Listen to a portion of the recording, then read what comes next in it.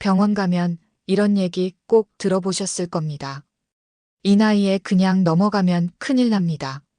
지금 바로 CT랑 MRI 찍어야 합니다. 혈관이 막히면 언제 쓰러질지 몰라요. 보험도 되니까 걱정 말고 검사부터 합시다. 아픈 노인의 불안을 이용해 고가 검사를 권하던 의사.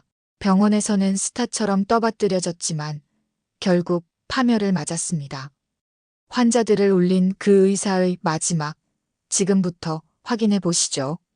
잠깐, 그 전에 우리 아버님, 어머님들도 병원 가시면 꼭 이런저런 검사 받으라고 한 적 있었다, 없었다? 또는 병원 갈 때 이런 게 싫다라는 게 있다면 꼭 댓글로 꼭 남겨주세요. 꼭이요. 자, 이야기 시작합니다. 안녕하세요. 오늘 들려드릴 이야기는 정말 충격적입니다. 서울의 한 병원에서 실제로 벌어진 일인데요. 평범한 할머니 한 분 때문에 의사의 인생이 완전히 뒤바뀐 사건입니다. 그날 오후 병원 복도에 갑자기 급한 발걸음 소리가 울려 퍼졌습니다. 누군가 뛰어가면서 큰 소리로 외쳤어요. 박진수라는 의사를 급하게 찾는 목소리였습니다. 그러자 병원 곳곳에서 사람들이 웅성거리기 시작했어요. 무슨 일인지 궁금해하는 소리들이 들렸죠. 그리고 이어진 떨리는 목소리가 있었습니다. 그 목소리의 주인은 22년째 그 병원에서 근무하는 박진수 의사였어요. 평소 당당하기만 했던 그가 완전히 떨고 있었습니다. 자신은 정말 몰랐다고, 그분이 그런 분인 줄 전혀 몰랐다고 변명하는 소리였어요. 그리고 중얼거리듯 나온 말이 있었습니다. 한진그룹 회장님의 어머님을 어떻게 했다는 이야기였어요. 한진그룹 회장 어머님? 도대체 무슨 일이 벌어진 걸까요? 사실 이 모든 일은 불과 2시간 전에 시작되었습니다. 김순옥이라는 75세 할머니가 소화불량으로 그 병원을 찾아오신 거였어요. 할머니는 전화로 예약하실 때도 조용하고 정중한 목소리셨습니다. 특별할 것 없는 평범한 어르신으로만 들렸죠. 박진수 의사도 그저 나이 많은 환자가 온다는 정도로만 생각했어요. 그런데 그 할머니에게는 아무도 상상할 수 없는 엄청난 비밀이 숨겨져 있었습니다. 그 진실이 밝혀지는 순간 병원이 완전히 뒤집혔거든요. 도대체 그 할머니는 누구였을까요? 그리고 박진수 의사는 그 할머니를 어떻게 대했길래 이렇게 떨고 있었을까요? 이런 놀라운 반전이 담긴 실화들이 궁금하시다면 구독 버튼을 꼭 눌러주세요. 우리 주변에서 실제로 일어나는 믿기 힘든 이야기들을 매일 들려드립니다. 알림 설정까지 해두시면 새로운 이야기를 놓치지 않고 들으실 수 있어요. 그럼 이제 처음부터 차근차근 들려드리겠습니다. 이 모든 일이 어떻게 시작되었는지 말이죠. 그날 아침 서울 강남구의 한 종합병원 내과에서는 평범한 하루가 시작되고 있었습니다. 박진수라는 43살의 의사가 진료실에 들어왔어요. 22년 동안 이 병원에서 근무해온 베테랑이었습니다. 박진수에게는 특별한 기술이 있었어요. 환자를 만나는 순간 대략적인 경제력을 파악하는 능력이었죠. 목소리 톤, 말하는 방식, 옷 입는 소리 등으로 어떤 사람인지 금세 알아차렸거든요. 그리고 그에 따라 진료 방식을 완전히 바꿨습니다. 첫 번째 환자가 들어왔어요. 문이 열리자 무거운 가죽 구두 소리가 들렸습니다. 그리고 이어진 목소리는 여유롭고 당당했어요. 자신을 김 사장이라고 소개했습니다. 말하는 속도도 느긋했고 발음도 정확했죠. 박진수는 즉시 알았어요. 돈 되는 환자라는 것을. 박진수의 목소리가 갑자기 꿀처럼 달콤해졌습니다.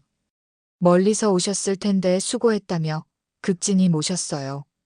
김 사장은 가슴이 답답하고 숨이 찬다고 했습니다.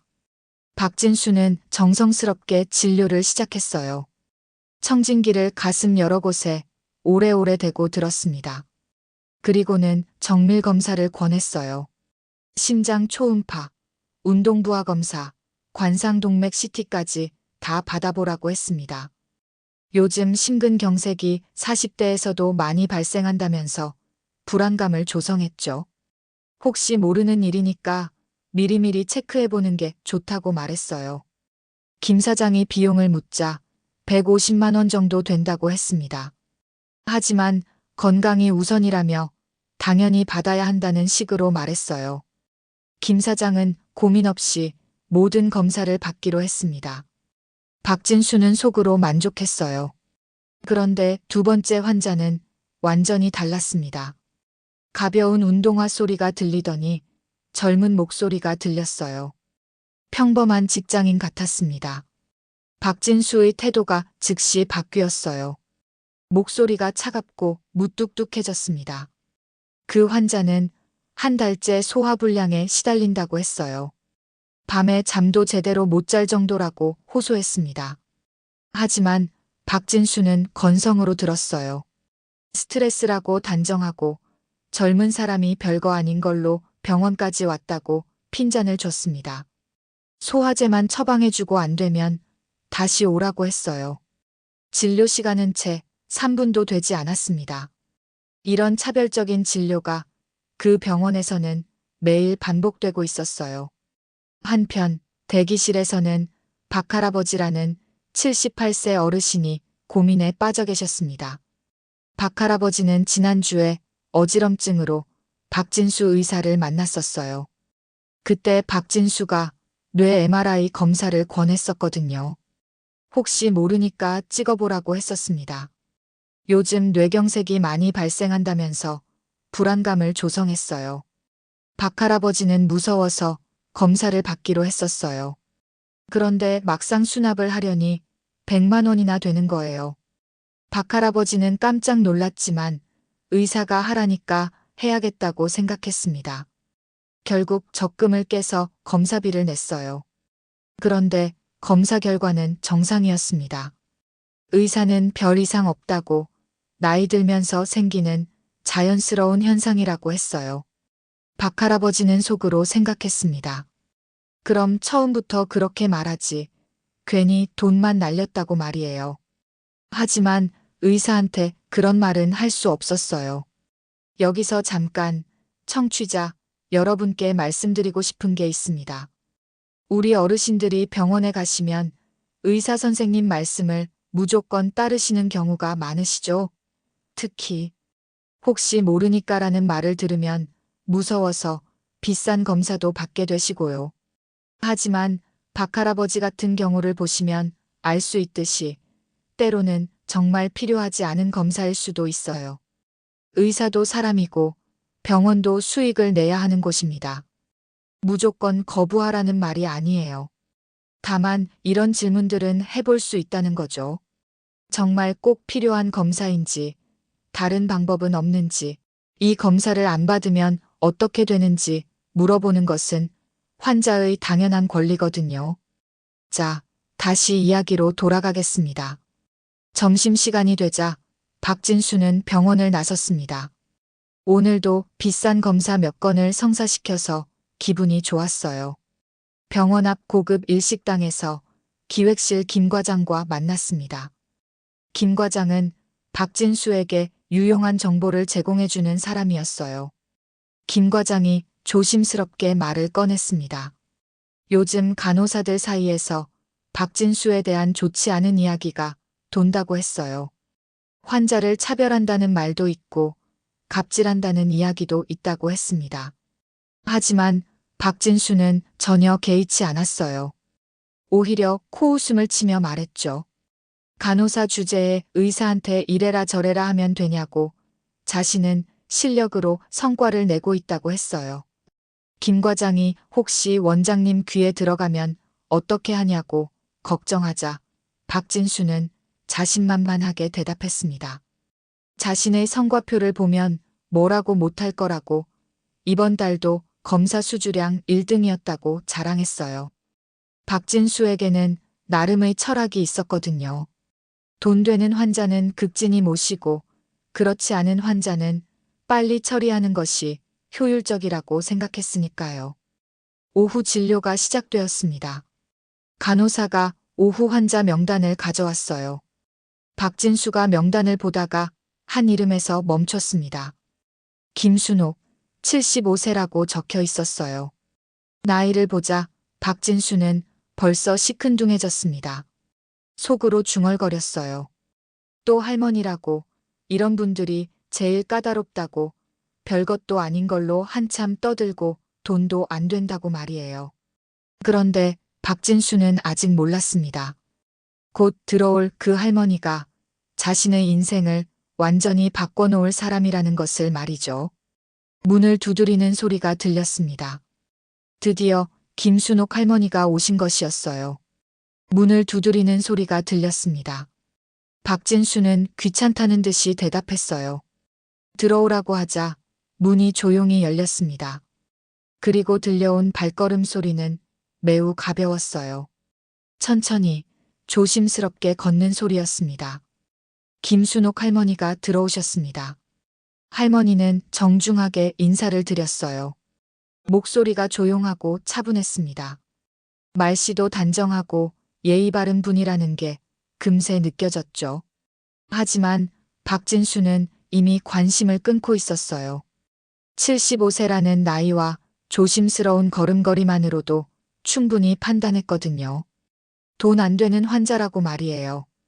박진수의 목소리가 갑자기 차가워졌습니다. 바로 전 환자였던 김 사장에게 했던 친절한 태도와는 완전히 달랐어요. 할머니는 정중하게 자신의 증상을 설명하기 시작했습니다. 며칠 전부터 속이 더부룩하고 소화가 잘 안 된다고 했어요. 밤에 누우면 속이 쓰린 것 같기도 하다고 덧붙였습니다. 할머니의 말씨를 들어보면 교육을 잘 받으신 분 같았어요. 표현도 정확하고 차근차근 설명하셨거든요. 하지만 박진수는 대충 듣고 있었습니다. 박진수는 할머니 말이 끝나기도 전에 끼어들었어요. 나이 들면 다 그런 거라고, 소화 기능이 떨어지는 게 당연하다고 말했습니다. 할머니가 좀 더 자세히 검사해 볼 수 있는지 조심스럽게 물어보셨어요. 혹시 다른 문제는 없는지 확인해 보고 싶다고 하셨습니다. 그러자 박진수의 태도가 더욱 건성스러워졌어요. 청진기를 대충 가슴에 대고는 금세 떼어버렸습니다. 복부도 손으로 몇 번 눌러보는 게 전부였어요. 할머니는 가만히 진료를 받으셨습니다. 의사가 하는 대로 따르시면서도 뭔가 아쉬운 표정이셨어요. 좀 더 자세히 봐주면 좋겠다는 마음이 있으셨지만 직접 말하지는 않으셨죠. 박진수는 처방전을 끄적거리면서 말했습니다. 소화제 먹고 며칠 지켜보라고, 안 되면 다시 오라고 했어요. 할머니가 조심스럽게 물어보셨습니다. 혹시 다른 검사는 필요 없는지, 위내시경 같은 건 어떤지 말이에요. 박진수는 귀찮다는 듯이 대답했어요. 나이 들어서 그런 건데 뭘 그렇게 검사를 많이 하냐고, 돈만 낭비라고 했습니다. 이상했어요. 아까 김 사장에게는 그렇게 많은 검사를 권했으면서 할머니에게는 정반대로 말하고 있었거든요. 할머니는 잠시 침묵하셨습니다. 뭔가 당황스러우신 것 같았어요. 하지만 의사가 그렇게 말하니까 그냥 따라야겠다고 생각하시는 것 같았습니다. 그런데 할머니가 한 가지 더 물어보셨어요. 혹시 식사는 어떻게 하는 게 좋은지, 주의할 점이 있는지 말이에요. 박진수는 더욱 짜증스럽게 대답했습니다. 그런 건 간호사한테 물어보라고, 자신은 바쁘다고 했어요. 할머니는 조용히 고개를 끄덕이셨습니다. 그리고 정중하게 감사 인사를 드렸어요. 목소리에는 실망감이 조금 묻어났지만 여전히 예의를 지키셨습니다. 박진수는 이미 다음 환자를 부르고 있었어요. 할머니가 나가시기도 전에 말이에요. 할머니는 천천히 일어나셨습니다. 그리고 조심스럽게 문 쪽으로 걸어가셨어요. 발걸음 소리가 처음 들어올 때보다 더 조용했습니다. 문을 나서시면서 할머니가 작은 목소리로 중얼거리셨어요. 요즘 의사들은 참 바쁘다고, 예전 같지 않다고 말씀하셨습니다. 복도에서 할머니는 잠시 멈춰 서셨어요. 뭔가 깊은 생각에 빠지신 것 같았습니다. 사실 할머니는 다른 병원들도 많이 다녀보셨어요. 하지만 어디를 가나 비슷했습니다. 나이 많은 환자에게는 대충 진료하고 빨리 내보내려고 하는 곳이 많았거든요. 할머니는 한숨을 쉬셨습니다. 그리고 수납창구로 향하셨어요. 수납창구에서는 또 다른 일이 벌어지고 있었습니다. 아까 박 할아버지가 MRI 검사 결과를 들으러 오셨거든요. 의사는 별 이상 없다고 했어요. 나이 들면서 생기는 자연스러운 현상이라고 했습니다. 박 할아버지는 복잡한 마음이셨어요. 건강하다니까 다행이긴 한데 100만 원이나 들인 검사가 별 의미 없었다는 생각이 드셨거든요. 박 할아버지는 속으로 생각했습니다. 처음부터 그렇게 말해주지 괜히 겁을 주면서 비싼 검사를 시켰나 싶었어요. 하지만 의사한테 그런 말은 할 수 없었습니다. 의사가 환자보다 더 잘 아는 거 아니겠냐고 생각했거든요. 김순옥 할머니는 이런 박 할아버지의 모습을 지켜보고 계셨어요.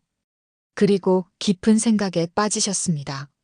할머니는 오랫동안 세상을 살아오시면서 많은 것을 보고 배우셨어요. 사람들의 마음도 잘 아셨고 세상 돌아가는 이치도 잘 이해하고 계셨습니다. 그런 할머니 눈에는 이 병원의 문제점이 선명하게 보였어요. 환자를 돈으로만 보는 시각, 나이나 겉모습으로 차별하는 태도, 이런 것들이 문제라는 걸 아셨거든요. 할머니는 수납을 마치고 병원을 나서셨습니다. 하지만 마음속으로는 이미 결심을 하고 계셨어요. 이런 일이 계속되어서는 안 된다고, 뭔가 변화가 필요하다고 생각하셨습니다. 하지만 할머니는 아직 자신의 정체를 드러낼 생각은 없으셨어요. 평범한 할머니로서 할 수 있는 일이 뭐가 있을지 생각해보고 계셨습니다. 그런데 할머니가 병원을 나서시려는 순간 뒤에서 누군가 급하게 뛰어오는 소리가 들렸어요. 무거운 구두 소리였습니다. 그리고 다급한 목소리가 들렸죠. 강비서라는 사람이 할머니를 찾고 있었어요. 숨을 헐떡이며 할머니를 부르는 소리가 병원 로비에 울려 퍼졌습니다. 할머니는 깜짝 놀라셨어요. 그리고 조금 당황하신 것 같았습니다. 강비서는 할머니를 찾았다는 안도감과 함께 뭔가 급한 일이 있다는 표정이었어요. 병원 로비에 있던 사람들이 모두 이 상황을 지켜보기 시작했습니다. 평범한 할머니를 이렇게 급하게 찾는 정장 입은 남자가 신기했거든요. 하지만 아직은 아무도 김순옥 할머니의 진짜 정체를 알지 못했습니다. 그저 뭔가 특별한 일이 일어나고 있다는 정도만 느꼈을 뿐이에요. 과연 강비서는 왜 이렇게 급하게 할머니를 찾고 있었을까요? 그리고 김순옥 할머니에게는 어떤 비밀이 숨겨져 있었을까요? 강비서라는 남자가 병원 로비로 급하게 들어왔습니다. 구두 소리가 바닥에 또렷하게 울려 퍼졌어요.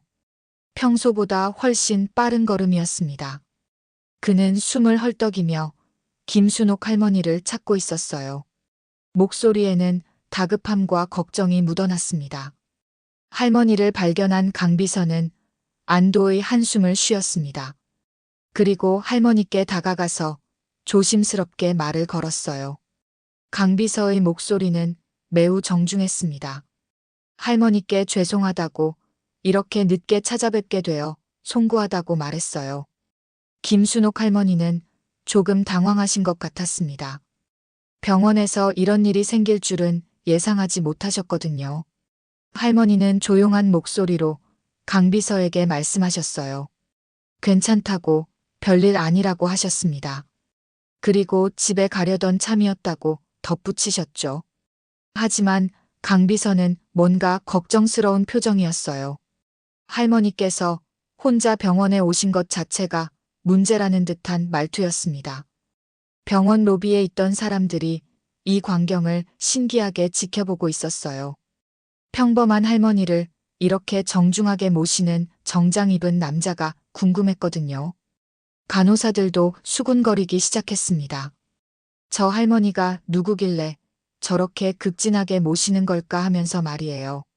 강 비서는 할머니께 차가 밖에 대기하고 있다고 말씀드렸어요. 모셔다 드리겠다고 했습니다. 할머니는 잠시 생각하시더니 고개를 끄덕이셨어요. 그리고 강 비서와 함께 병원을 나서려고 하셨습니다. 그런데 바로 그때였어요. 수납창구에서 또 다른 일이 벌어지고 있었거든요. 정할아버지라는 80세 어르신이 수납 직원과 이야기하고 계셨어요. 목소리가 조금 떨리고 있었습니다. 정할아버지는 며칠 전에 박진수 의사를 만나셨었어요.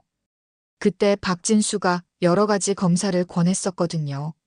혈액 검사, 소변 검사, 엑스레이, 그리고 CT 촬영까지 해보라고 했었습니다.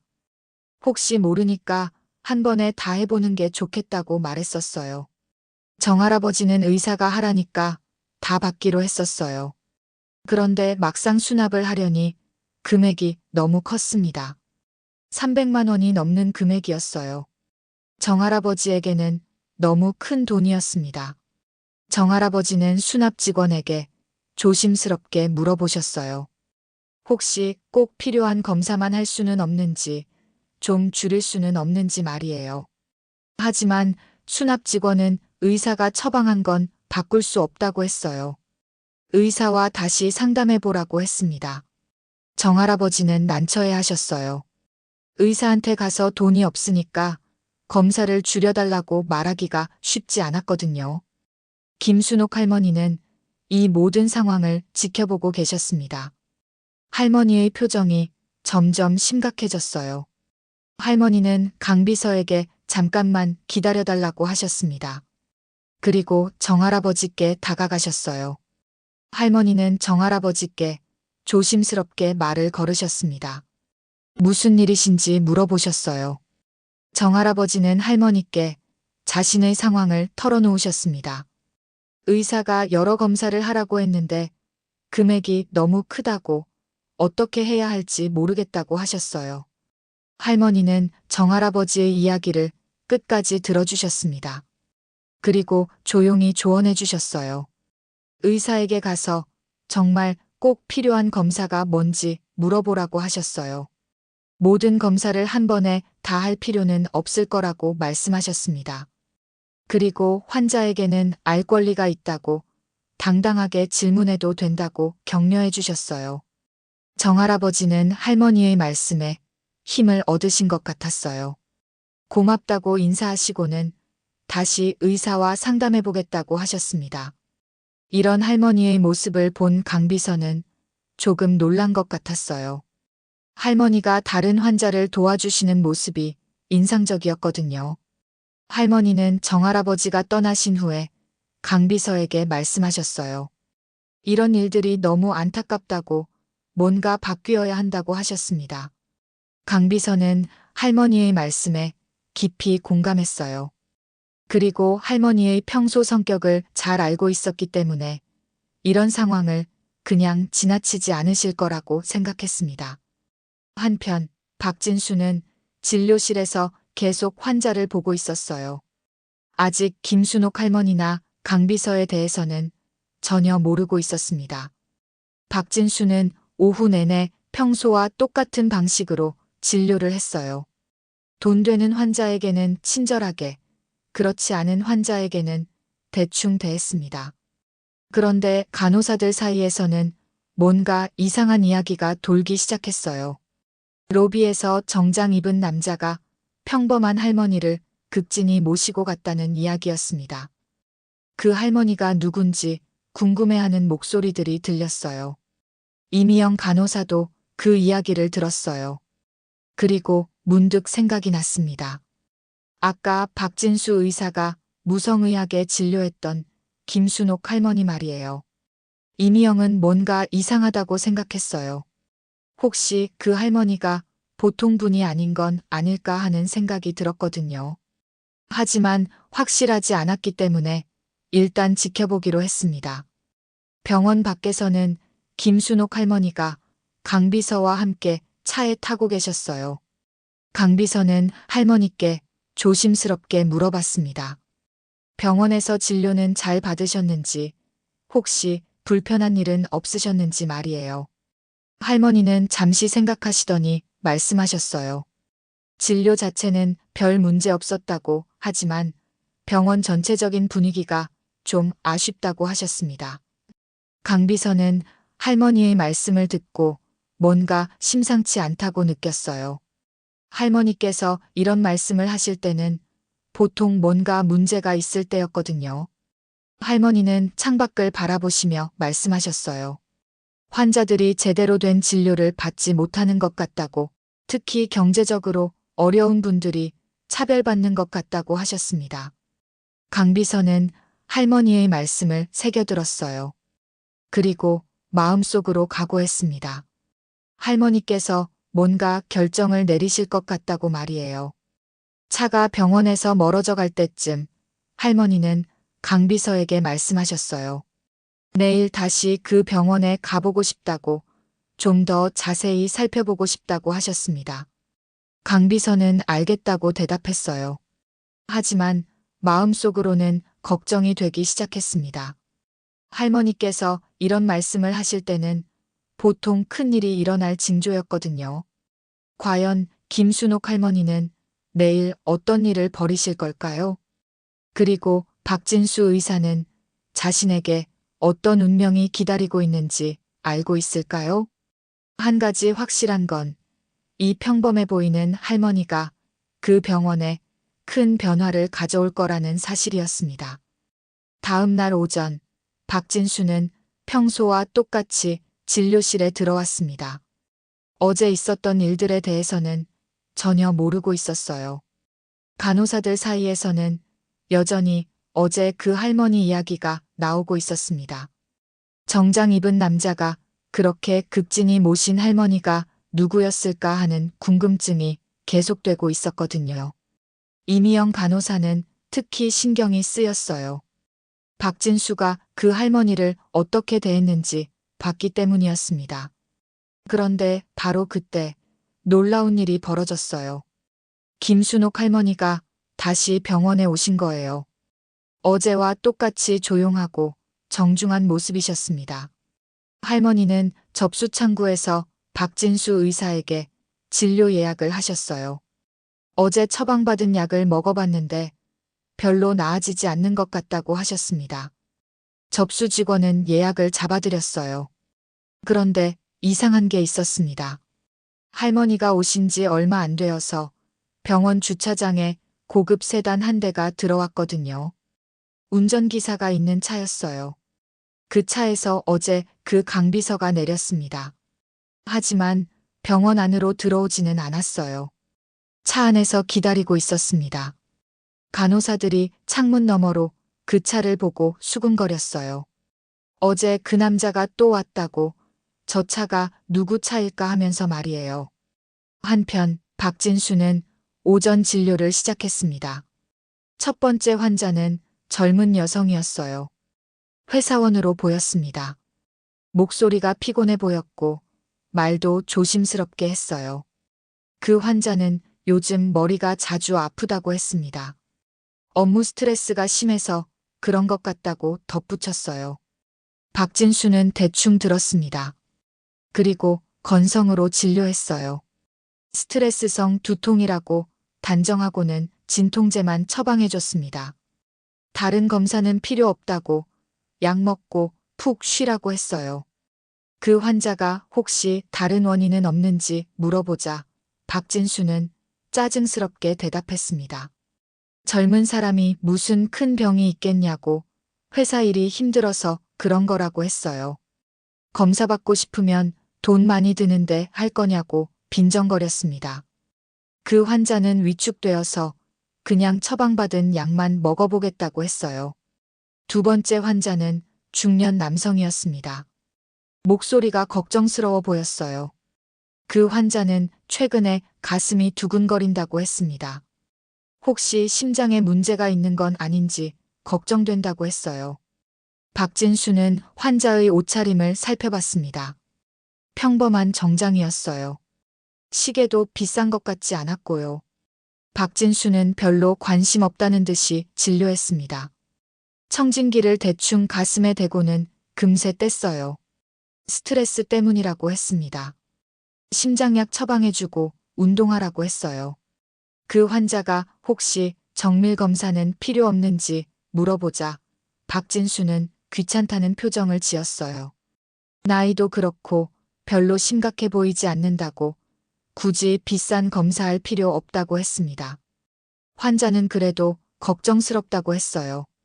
혹시 모르니까 한번 자세히 봐달라고 부탁했습니다. 그러자 박진수가 화를 냈어요. 의사가 필요 없다고 하는데 왜 자꾸 검사를 받으려고 하냐고 돈 아까우면 그냥 약이나 먹으라고 소리쳤습니다. 환자는 깜짝 놀라서 사과했어요. 그리고 조용히 나갔습니다. 이미영 간호사는 이런 박진수의 모습을 보고 한숨을 쉬었어요. 매일매일 이런 일이 반복되고 있었거든요. 부자 환자에게는 불필요한 검사까지 권하면서 일반 환자에게는 필요한 검사도 해주지 않는 박진수의 모습이 정말 답답했어요. 드디어 김순옥 할머니의 차례가 되었습니다. 할머니가 진료실 문을 두드렸어요. 어제와 똑같이 조심스럽고 정중한 모습이셨습니다. 박진수는 할머니를 보자마자 귀찮다는 표정을 지었어요. 어제 왔던 그 할머니라는 걸 기억했거든요. 할머니는 정중하게 인사를 드리고는 상황을 설명하셨어요. 어제 처방받은 약을 먹어봤는데 별로 나아지지 않는다고 혹시 다른 치료 방법은 없는지 물어보셨습니다. 박진수는 건성으로 대답했어요. 약은 며칠 더 먹어봐야 효과가 있다고 성급하게 굴지 말라고 했습니다. 할머니가 혹시 위내시경 같은 검사는 어떤지 조심스럽게 물어보셨어요. 그러자 박진수가 더욱 무성의하게 대답했습니다.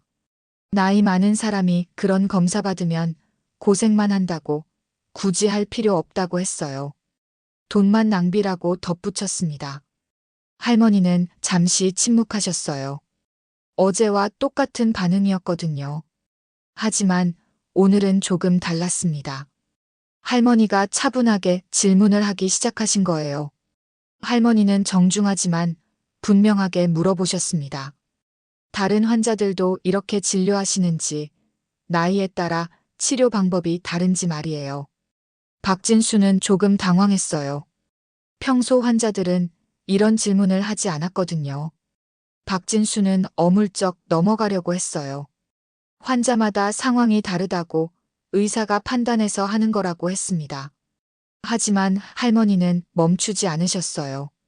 경제적 능력에 따라 진료가 달라지는 건 아닌지, 환자에게는 제대로 된 설명을 들을 권리가 있는 거 아닌지 물어보셨습니다. 박진수의 목소리가 날카로워졌어요. 할머니가 자꾸 이상한 질문을 하니까 짜증이 났거든요.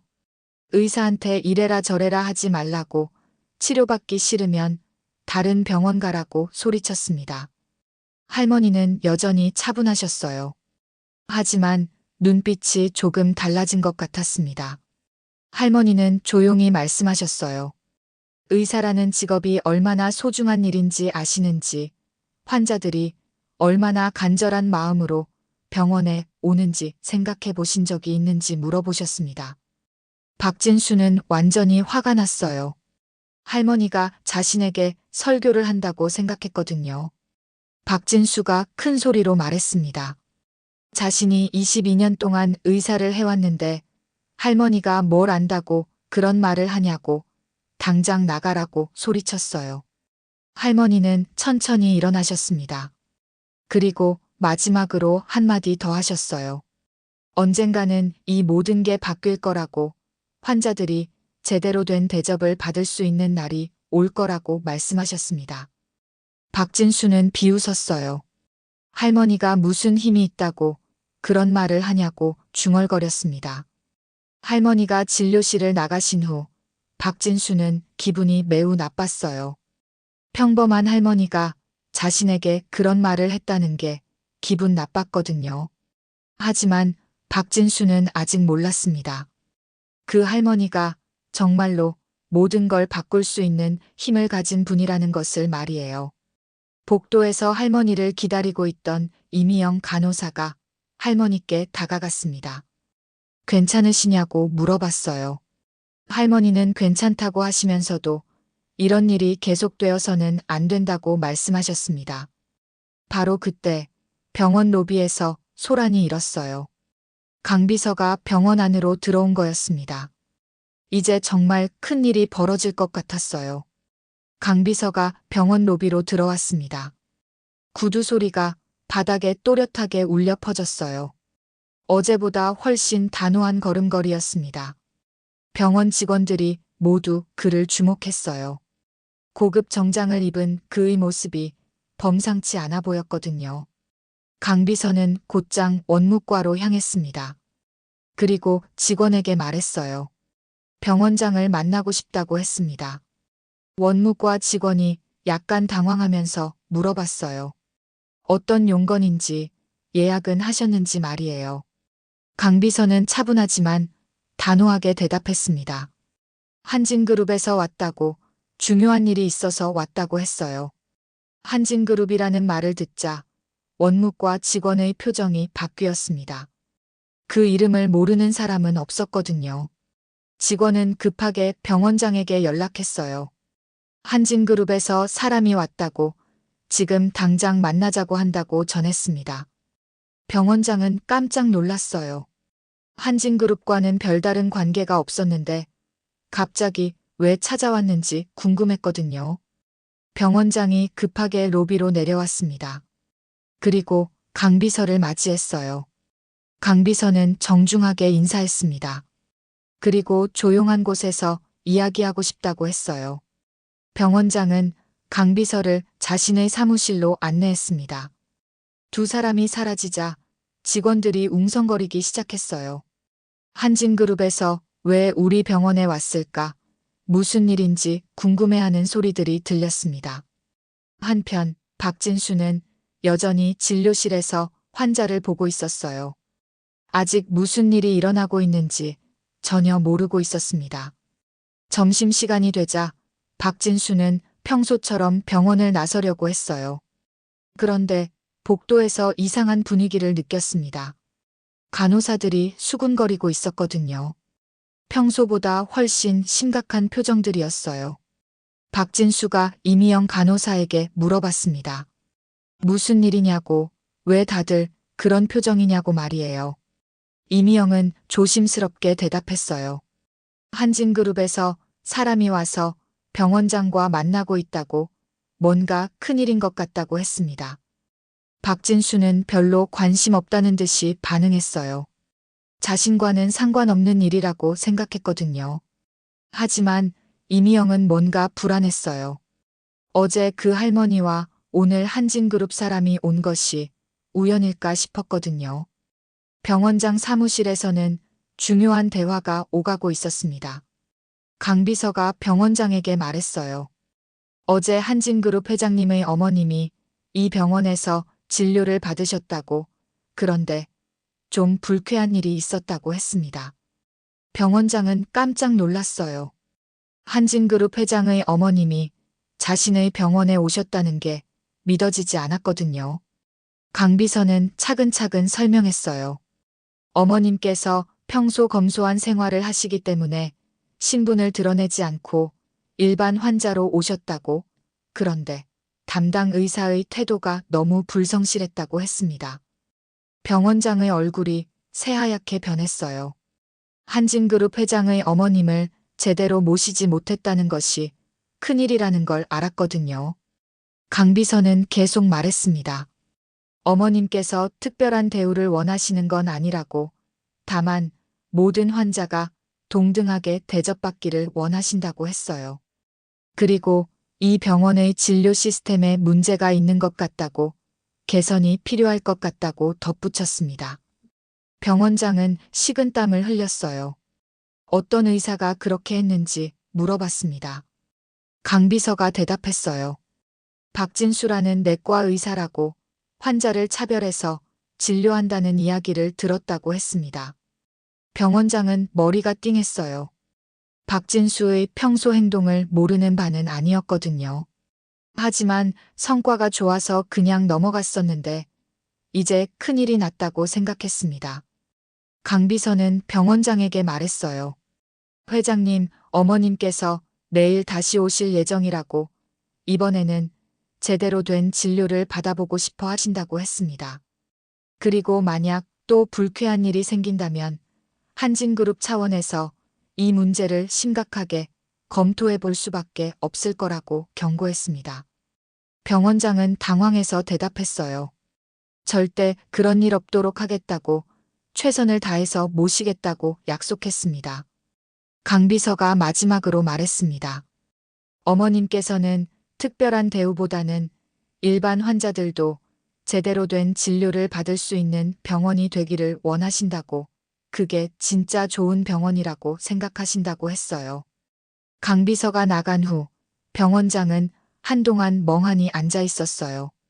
어떻게 해야 할지 몰랐거든요. 그러다가 급하게 원무과장을 불렀습니다. 그리고 박진수의 진료 기록을 모두 가져오라고 했어요. 원무과장이 물어봤습니다. 무슨 일이냐고, 왜 갑자기 박진수 의사 기록이 필요하냐고 말이에요. 병원장은 한숨을 쉬며 대답했어요. 큰일 났다고 한진그룹 회장 어머님이 우리 병원에 오셨는데 박진수가 제대로 진료하지 않았다고 했습니다. 원무과장도 깜짝 놀랐어요. 그리고 급하게 박진수의 모든 기록을 가져왔습니다. 병원장이 기록을 보니 정말 문제가 많았어요. 환자에 따라 진료 시간이 천차만별이었고 검사 처방도 들쭉날쭉했습니다. 병원장은 결심했어요. 내일 한진그룹 회장 어머님이 오시기 전에 박진수와 심각한 대화를 나눠야겠다고 생각했습니다. 한편 점심을 먹고 돌아온 박진수는 여전히 아무것도 모르고 있었어요. 오후 진료를 시작하려는데 원무과에서 연락이 왔습니다. 병원장이 박진수를 부른다는 거였어요.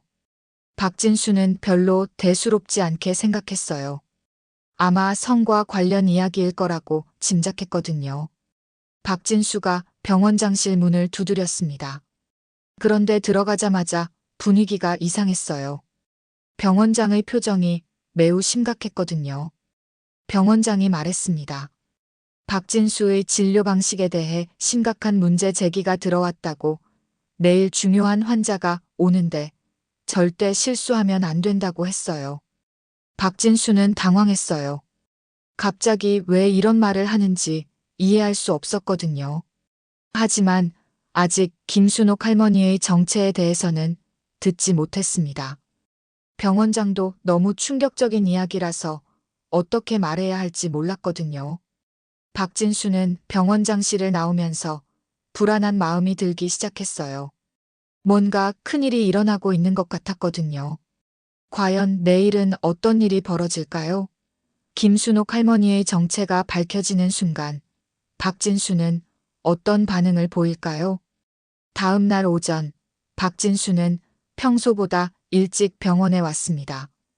어제 병원장의 경고가 신경 쓰였거든요. 하지만 여전히 김순옥 할머니의 정체에 대해서는 전혀 모르고 있었어요.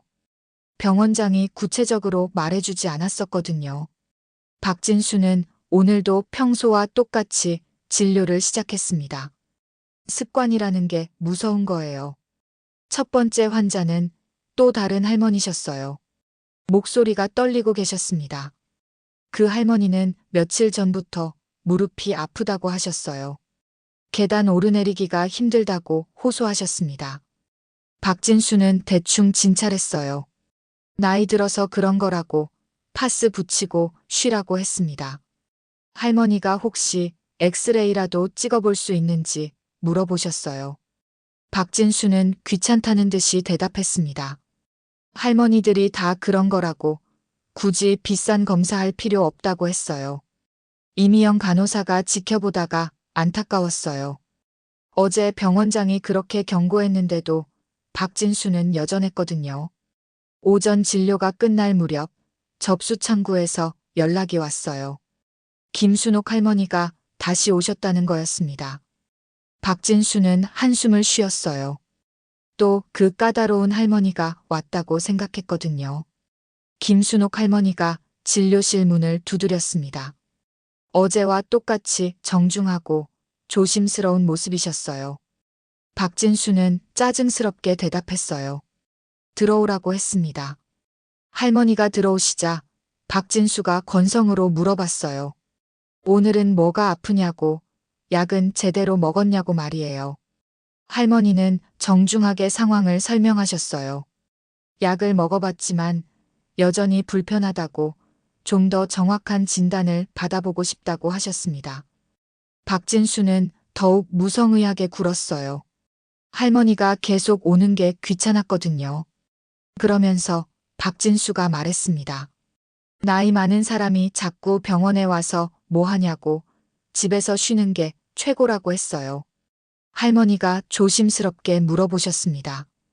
위내시경이나 혈액 검사 같은 기본적인 검사는 받을 수 있는지 말이에요. 박진수가 완전히 화를 냈어요. 목소리가 커졌습니다. 할머니가 왜 자꾸 검사를 받으려고 하냐고, 돈 낭비라고 소리쳤어요. 그리고 치료받기 싫으면 다른 병원 가라고 말했습니다. 할머니는 여전히 차분하셨어요. 하지만 이번에는 좀 더 분명하게 말씀하셨습니다. 모든 환자는 제대로 된 진료를 받을 권리가 있다고, 의사는 환자를 차별해서는 안 된다고 말씀하셨어요. 박진수는 완전히 폭발했습니다. 할머니가 자신에게 가르치려 든다고 생각했거든요. 박진수가 큰 소리로 외쳤어요. 자신이 의사인데 할머니가 뭘 안다고 그런 말을 하냐고, 당장 나가지 않으면 보안요원을 부르겠다고 위협했습니다.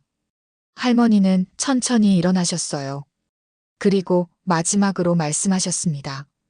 언젠가는 이런 일들이 모두 바뀔 거라고, 환자들이 존중받는 병원이 될 거라고 하셨어요. 박진수는 비웃으며 대답했어요. 할머니가 무슨 힘이 있다고 그런 말을 하냐고, 그냥 나가라고 소리쳤습니다. 바로 그때였어요. 진료실 밖에서 급한 발걸음 소리가 들렸습니다. 누군가 복도를 뛰어오고 있었어요. 그리고 다급한 목소리가 들렸습니다. 어머님, 어머님 어디 계세요? 강비서의 목소리였어요. 숨을 헐떡이며 김순옥 할머니를 찾고 있었습니다. 박진수는 뭔가 이상하다고 생각했어요. 왜 그 남자가 할머니를 그렇게 찾고 있는 걸까 싶었거든요. 강비서가 진료실 문을 벌컥 열었습니다. 그리고 김순옥 할머니를 발견하자 안도의 한숨을 쉬었어요. 강비서는 할머니께 정중하게 인사했습니다. 그리고 죄송하다고, 늦게 찾아뵙게 되어 송구하다고 말했어요. 박진수는 상황을 이해할 수 없었어요. 왜 정장 입은 남자가 평범한 할머니에게 그렇게 극진하게 대하는 걸까 싶었거든요. 그런데 다음에 나온 강비서의 말이 박진수를 완전히 얼어붙게 만들었습니다. 회장님, 어머님, 혼자 오시면 어떻게 해요? 저희가 얼마나 걱정했는지 아세요? 박진수의 머리가 하얗게 변했어요. 회장님, 어머님, 그게 무슨 말이지? 강비서는 계속 말했습니다. 한진그룹 전체가 어머님을 찾고 있었어요. 비서실에서도 난리가 났고요. 한진그룹이라는 말을 들은 순간 박진수는 완전히 멈춰섰어요. 한진그룹 회장의 어머님, 지금 자신이 소리 지르고 쫓아낸 그 할머니가? 박진수의 얼굴이 새하얗게 변했습니다. 다리에 힘이 빠져서 의자에 주저앉을 뻔했어요. 강비서는 김순옥 할머니께 말씀드렸어요. 회장님께서 어머님이 병원에 혼자 오신다고 하시니까 얼마나 걱정하셨는지 모른다고, 앞으로는 꼭 연락해달라고 부탁드렸습니다. 할머니는 괜찮다고 하시면서도 혼자 오는 게 더 편하다고 말씀하셨어요. 박진수는 이 모든 대화를 들으면서 점점 더 절망적이 되었어요. 자신이 한진그룹 회장의 어머님을 그렇게 무시하고 소리 지르고 쫓아냈다는 게 믿어지지 않았거든요. 강비서가 박진수를 쳐다봤어요. 그리고 차가운 목소리로 물어봤습니다. 선생님이 어머님을 진료해 주신 분이신가요? 박진수는 대답할 수가 없었어요. 목소리가 나오지 않았거든요. 강비서는 계속 말했습니다. 어머님께서 말씀하시기를 여기 의사분이 환자들을 좀 차별해서 진료하시는 것 같다고 하셨는데요. 박진수의 식은땀이 흘러내렸어요. 강비서가 또 말했습니다. 특히 경제적으로 어려운 환자분들에게는 필요한 검사도 해주지 않으시고 부유한 환자분들에게는 불필요한 검사까지 권하신다고 들었는데 사실인가요? 박진수는 아무 말도 할 수 없었어요. 모든 게 사실이었거든요. 이때 복도에서 소란이 일기 시작했어요. 간호사들이 웅성거리는 소리가 들렸습니다. 한진그룹 회장 어머님이 우리 병원에 오셨다는 소문이 순식간에 퍼진 거예요. 병원장도 급하게 뛰어왔습니다. 숨을 헐떡이면서 김순옥 할머니께 인사드렸어요. 어머님, 이런 곳까지 직접 오시다니. 제가 직접 모셨어야 하는데. 할머니는 괜찮다고 하시면서도 이 병원의 진료 시스템에 대해 말씀하셨어요. 환자들이 제대로 된 대접을 받지 못하고 있다고, 특히 박진수라는 의사의 태도가 문제라고 하셨습니다. 병원장이 박진수를 쳐다봤어요. 그 눈빛이 무서웠습니다. 박진수는 이제야 어제 병원장이 왜 그렇게 경고했는지 알 것 같았어요.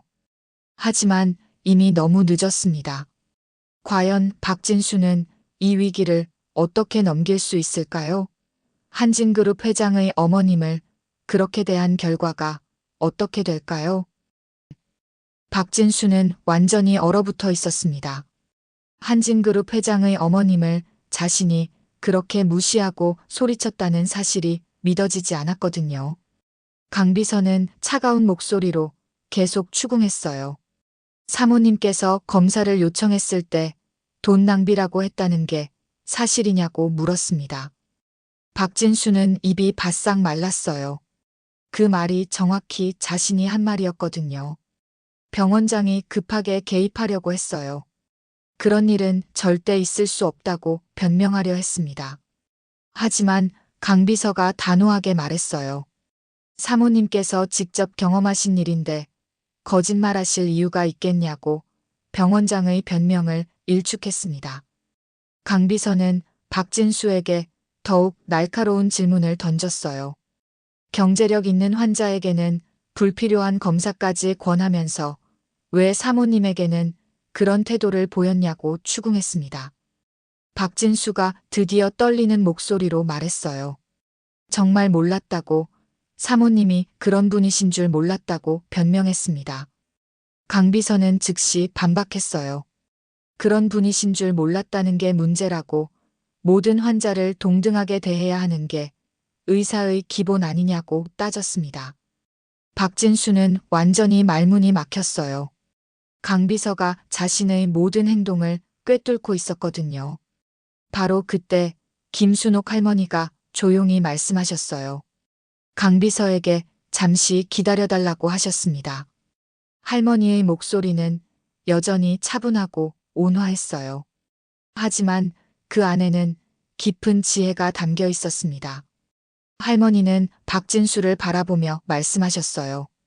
자신이 누구인지 알게 됐으니 이제 태도가 바뀔 거냐고 물어보셨습니다. 박진수는 고개를 들 수가 없었어요. 할머니는 계속 말씀하셨습니다. 자신은 특별한 대우를 받으려고 온 게 아니라고, 다른 모든 환자들처럼 정당한 진료를 받고 싶었을 뿐이라고 하셨어요. 할머니의 말씀에 박진수는 더욱 부끄러워졌습니다. 할머니가 또 말씀하셨어요. 의사라는 직업이 얼마나 소중한 일인지 정말 모르는 것 같다고, 환자들이 얼마나 간절한 마음으로 병원에 오는지도 생각해보지 않는 것 같다고 하셨습니다. 박진수가 떨리는 목소리로 사과했어요. 정말 죄송하다고 했습니다. 하지만 할머니는 사과를 받으려는 게 아니었어요. 할머니는 더 중요한 이야기를 하셨습니다.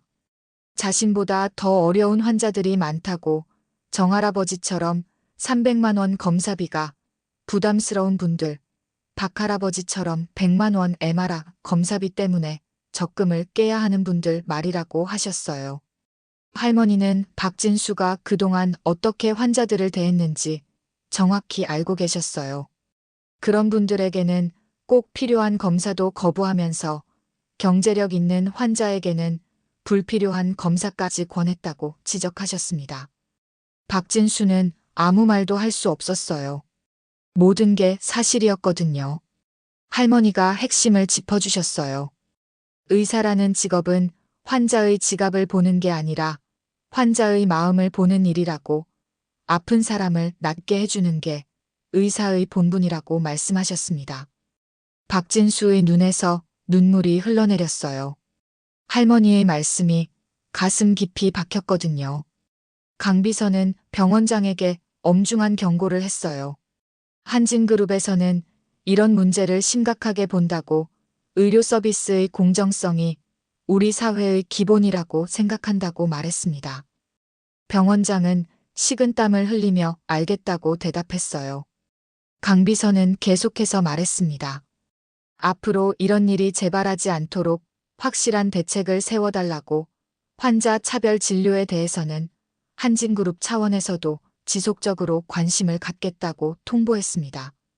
이는 사실상 강력한 경고였어요. 병원장도 그 의미를 정확히 알아들었습니다. 이때 할머니가 다시 말씀하셨어요. 아직 늦지 않았다고, 지금부터라도 진정한 의사가 될 수 있다고 격려해 주셨습니다. 박진수가 고개를 들었어요. 할머니의 목소리에는 따뜻함이 있었습니다. 할머니는 모든 환자를 똑같이 대해달라고 당부하셨어요. 부자든 가난한 사람이든 젊은 사람이든 나이 많은 사람이든 말이라고 하셨습니다. 할머니는 박진수에게 벌을 주려는 게 아니라 진정한 변화를 원하고 계셨어요. 의사가 된 초심을 생각해 보라고 하셨습니다. 처음에는 환자를 돕고 싶어서 의사가 되었을 거라고 말씀하셨어요. 박진수는 의과대학 시절을 떠올렸어요. 정말로 환자를 돕고 싶어서 의사가 되었었거든요. 할머니가 마지막으로 당부하셨어요. 이 병원이 정말 환자를 위하는 병원이 되었으면 좋겠다고, 모든 환자가 안심하고 올 수 있는 곳이 되기를 바란다고 하셨습니다. 병원장이 즉시 약속했습니다. 반드시 그렇게 하겠다고, 전면적인 개선 방안을 마련하겠다고 다짐했어요. 강비서도 한진그룹에서 의료 서비스 개선을 위한 지원을 아끼지 않겠다고 했어요. 다만 진정한 변화가 있어야 한다고 못 박았습니다. 복도에서 이 모든 대화를 들은 간호사들은 깊은 감동을 받았어요. 특히 이미영 간호사는 할머니의 말씀에 큰 울림을 느꼈습니다. 평소 박진수의 갑질과 차별 진료 때문에 힘들어했던 간호사들에게는 변화의 희망이 보이기 시작했어요. 박진수는 여전히 고개를 숙이고 있었습니다. 자신이 그동안 얼마나 잘못 살아왔는지 뼈저리게 깨닫게 됐거든요. 하지만 아직 모든 게 끝난 건 아니었어요. 병원장은 이미 마음속으로 중대한 결정을 내리고 있었습니다. 박진수에게는 엄중한 처벌이 기다리고 있었어요. 한진그룹 회장의 어머님을 그렇게 대한 책임을 져야 했거든요. 과연 박진수는 앞으로 어떻게 될까요? 그리고 이 병원은 정말로 변화할 수 있을까요? 그로부터 일주일이 지났습니다. 병원에는 큰 변화가 시작되고 있었어요. 병원장이 약속한 대로 전면적인 개선 작업이 진행되고 있었거든요. 가장 큰 변화는 박진수에게 일어났습니다. 병원장은 한진그룹 임원진과의 긴급 회의를 거쳐 중대한 결정을 내렸어요. 박진수를 강원도 산간 지역의 작은 병원으로 발령을 내린 것이었습니다. 사실상 좌천이었어요.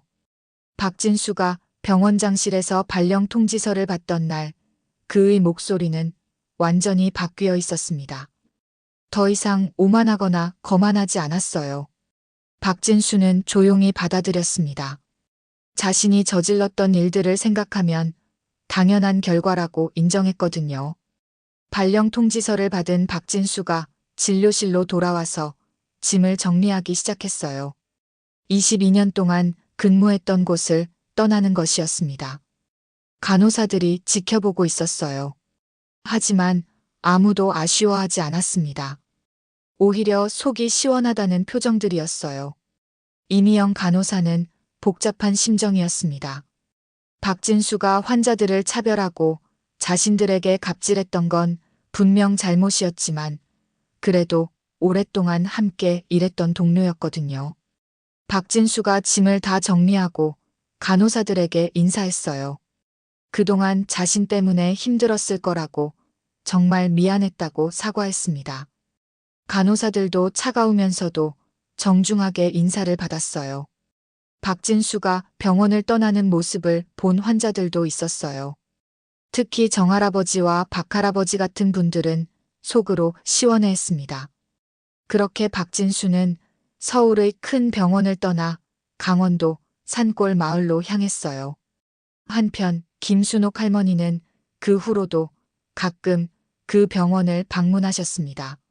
물론 이번에는 강비서와 함께 정식으로 오셨어요. 할머니가 오시는 날이면 병원 전체가 긴장했지만 할머니는 특별한 대우를 원하지 않으셨어요. 다른 환자들과 똑같이 대기실에서 기다리시고 순서대로 진료를 받으셨습니다. 대신 할머니는 병원의 변화를 꼼꼼히 살펴보셨어요. 새로운 내과 의사는 완전히 달랐습니다. 모든 환자를 정성스럽게 진료했어요. 나이가 많든 젊든 부자든 가난하든 상관없이 똑같이 대했습니다. 정할아버지가 다시 병원에 오셨을 때의 일이었어요. 새로운 의사는 정할아버지의 이야기를 끝까지 들어줬습니다. 그리고 정말 필요한 검사가 무엇인지 차근차근 설명해 드렸어요. 꼭 필요한 기본 검사만 받으시면 된다고 했습니다. 비용도 훨씬 적게 들었어요. 정할아버지는 깜짝 놀라셨어요. 박진수 때와는 완전히 다른 진료였거든요. 박할아버지도 마찬가지였습니다. 어지럼증으로 다시 병원에 오셨는데 새로운 의사는 자세한 문진을 통해 원인을 찾아줬어요. 단순한 혈압약 조절만으로도 증상이 많이 나아질 거라고 했습니다. 굳이 비싼 검사를 받을 필요가 없다고 정직하게 말해줬어요. 박할아버지는 정말 고마워하셨어요. 의사가 환자를 위해 정말 필요한 치료만 권한다는 게 이런 거구나 싶으셨거든요. 병원의 분위기도 완전히 바뀌었어요. 간호사들이 환자들에게 더욱 친절해졌습니다. 박진수의 갑질이 사라지니까 간호사들도 마음에 여유가 생겼거든요. 이미영 간호사는 특히 환자들을 도와드리는 일에 보람을 느꼈어요.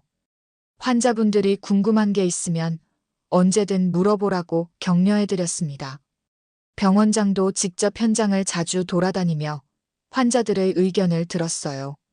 불편한 점이 있으면 언제든 말해달라고 했습니다.